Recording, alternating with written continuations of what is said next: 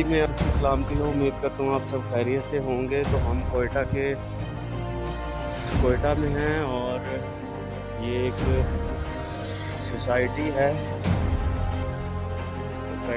जी Christian colony Quetta में है। ये हम कोयटा में हैं और ये आप देख सकते हैं ये कोयटा में तो बहुत बड़ा बस अड्डा है। हम वहाँ पे खड़े हुए हैं। ये आप देख सकते हैं ये सारा इधर का माहौल,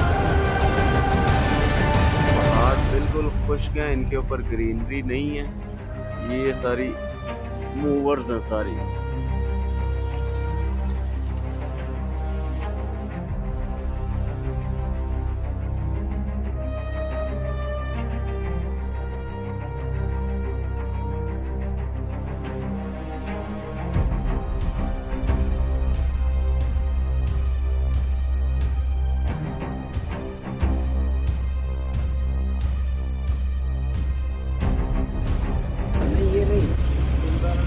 इसको कैसे समझाया क्या करना।